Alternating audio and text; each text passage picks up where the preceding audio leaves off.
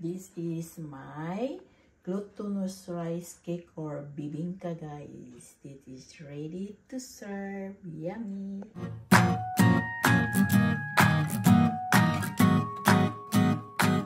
Good evening, guys. So I'm going to make bibingka. They call glutinous cake, but in Filipinos is bibingka. That is my daughter requested to I make this bibingka to bring to the school tomorrow. So yung una natin gawin, guys, so I have 3 eggs. Ikakal natin. It is simple at easy. And tatlong itlog gamitin na to, 3 egg. Gumamit lang tayo dito, guys, and then i-beat natin talaga. Mix lang na tayo.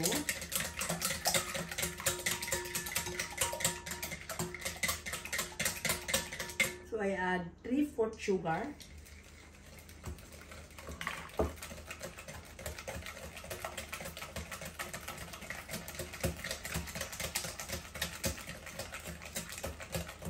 So mag-add tayo ng fresh milk and evaporated milk, guys, 2 cups. Tuloy-tuloy lang pag-mix. That is 1 cup of fresh milk and 1 cup condensed milk, guys. So, ganyan lang tayo magluluto dyan. Ayan. Tuloy-tuloy lang ang paggawa natin. Continue. And then I have 1 cup coconut milk.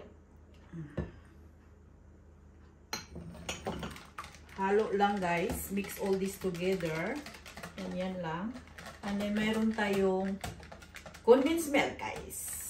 It's very yummy and delicious.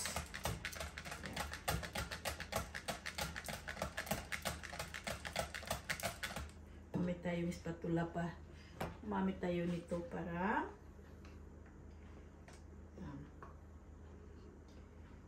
to make it extra yummy. Ito din, parang hindi masayang. Kailangan nating sinupin natin ang ingredient, guys. And ito din. And this is it. And tuloy lang pag-mix. Halo lang. And then gumamit tayo ng 1/4 na milk butter to make it extra yummy.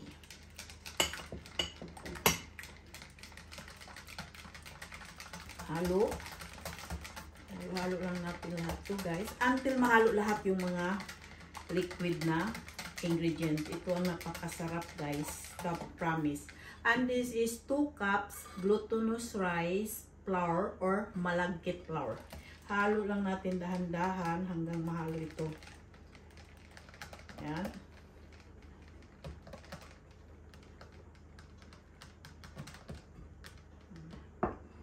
So, halo-halo hanggang ma-mix natin ito lahat yan. Ma-achieve natin yung mixture niya na medyo, ano siya,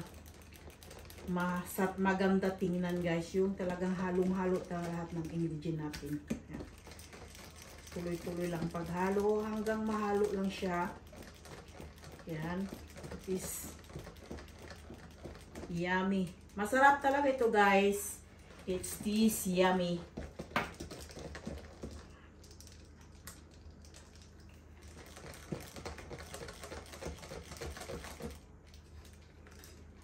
And this is it.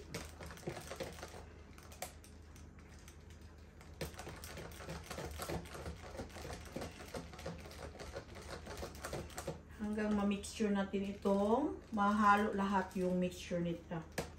Yan. Kasi nagbuo-buo pa siya.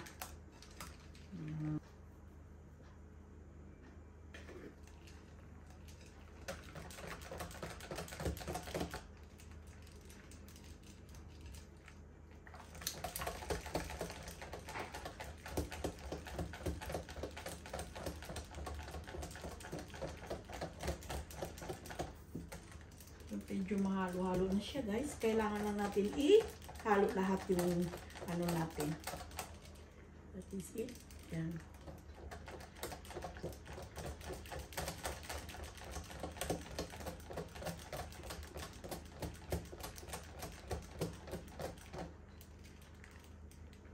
And this is it, guys. Ito na siya. Ang isit aside natin. I have baking pan. Gumamit tayo ng seal, guys. Ayan. Dahil hindi nabuo-buo pa siya, guys. Kaya kailangan natin. Ayan.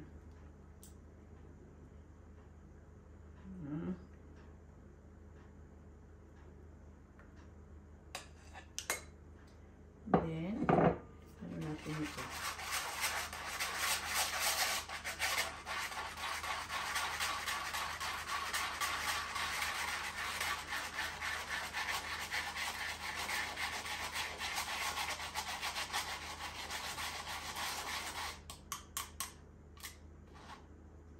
So, i-bake na natin ito 180 and 45 minutes. And 45 minutes bake my glutinous rice cake or bibingka. So, take out and then sprinkle the cheese on the top sa bibingka natin or glutinous cake. And then, pagkatapos na yan guys, i-bake natin ulit, put back in the oven and bake in 15 minutes. Again, it depends if the cheese is melt. Now, it's done.